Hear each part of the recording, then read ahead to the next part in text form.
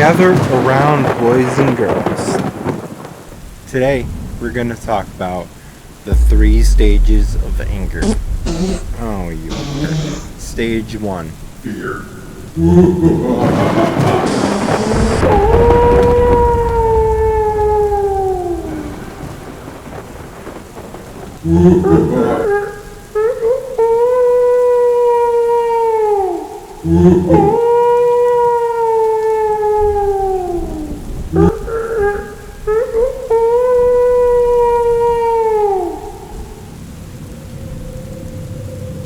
My goal in the hospital was to walk 50 feet with my cane.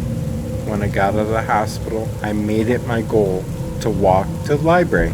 It's not that far away. So initially, I walked a little bit. I made it to the end of the street and I felt very good. I felt amazing. I felt so strong. I walked up the street, and as I got closer to the library, I felt really tired. And I went inside, sat down, and I took a nap. I woke up maybe 45 minutes later. I don't know. It was a while. I'm really shocked and amazed and very proud of the staff. They didn't make me leave. They didn't kick me out, even though I was clearly sleeping in the library. I walked home and I was so tired. I felt like I ran a marathon. I felt like my brain ran a marathon. It was just way too much, and I should not have done that early. I should have recognized I needed to take steps, even though the library was maybe a 5-minute walk. On my way home, something interesting happened.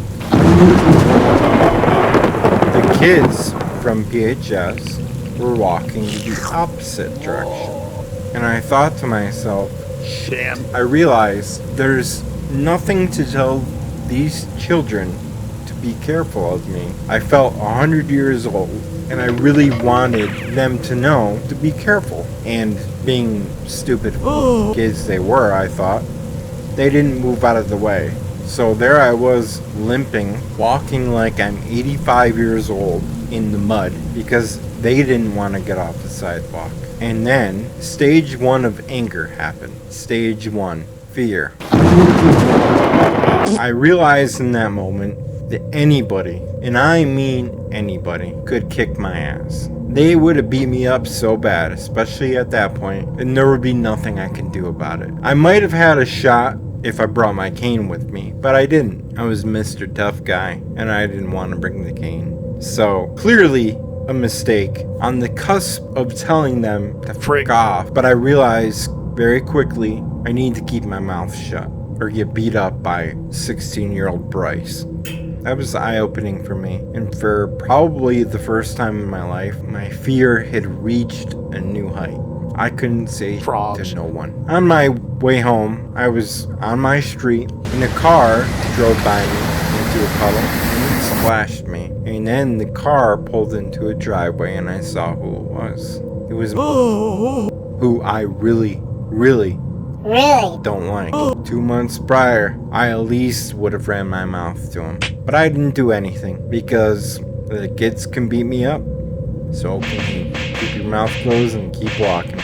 Sometime later, maybe in the summertime, I have these neighbors and they play competitive volleyball almost every single day. And they're loud. And the ball's always coming into my yard. Again, this year, I turned 85, so I didn't want anyone having fun around me anymore. I still don't, by the way. Also, this weird thing happened to me where my brain is trying to rationalize or understand exactly what happened.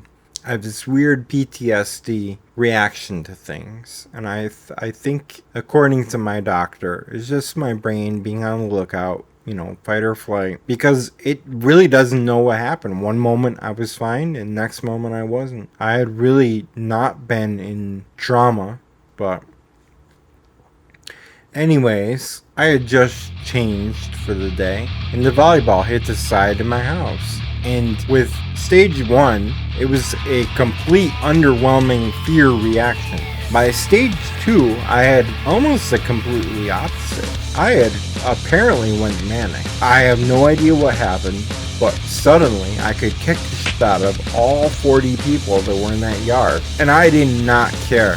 Try to stop me. I was gonna do it. So I put shoes on in an instant.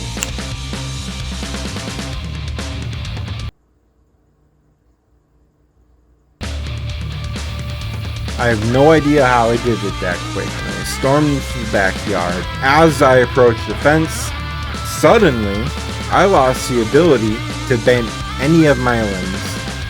I straddled up to the fence like fucking G.I. Joe. I put my arms on the fence to hold myself up because I basically lost at that point the function to do anything. And I let him have it. I just let it go. And I yelled for about 5 to 10 seconds, and then I realized I also couldn't speak.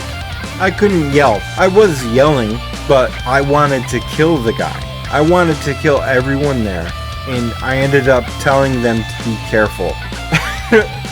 Because the words weren't coming out. So I sounded like Arnold Schwarzenegger telling them to be careful. I mean, if you think my speaking is bad now, you should have heard it at that point. My speech was really bad, and on top of that, when I got flustered, I couldn't control anything, specifically my speaking. You be careful with my furniture! Yeah, that's right. You be careful with my furniture. I have no idea why.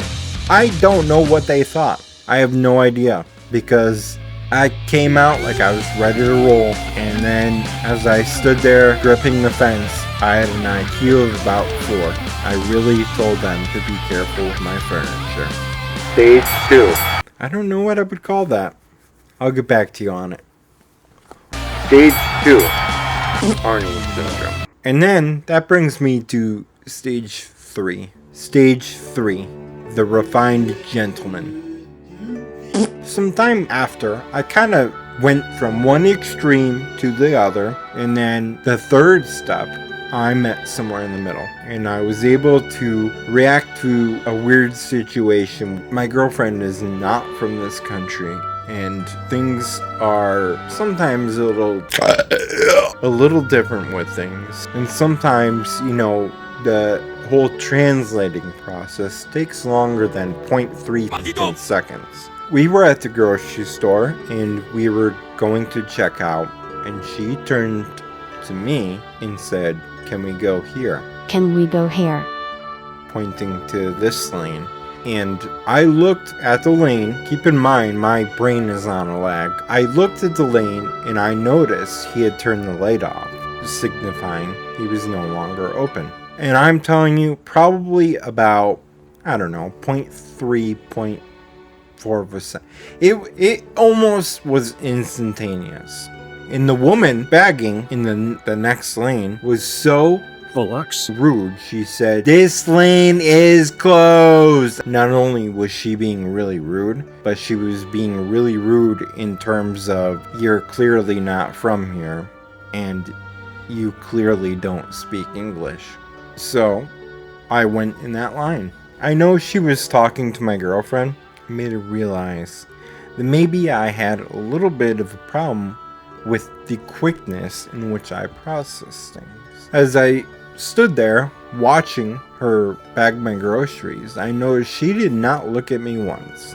And maybe 30 seconds went by. I could tell she was beginning to be a little uncomfortable. I told her that I have a little bit of a delay on processing certain things. And it's not that I did not understand that the lane was closed. The man turned the light off, and I basically had no time to move. You were not only rude, but you were rude very hastily. I told her her behavior was massively inappropriate, very rude. I told her that she should be ashamed for talking to anyone that way. And I realized people in retail, especially a grocery store on the weekend, they have to deal with massively rude people. But it goes for any of us. We have no idea what someone is going through. We have no idea the difficulties people have with certain things. And we should always stop and think about that before we want to run our mouth. Then I thanked her for bagging my groceries, and I told her to have a nice day. That was stage 3. I wanted to get mad, but I didn't want to get mad. I needed to find a new way of dealing with things. I think everyone has these reactions also. And I think we react to different things in different ways. And I did call them stages, but I don't think they're stages. I just thought of it that way because I had one and then the other, and then I graduated to the middle. I know it's happenstance that happened that way. Our reactions to things usually, are based on the circumstances surrounding things, and I don't know. I would love more often to take the high road approach and not be a dick, because I can't be a good asshole, and I could also get my ass kicked. So I need to embrace being the gentleman, if that's what you want to call it. I don't know.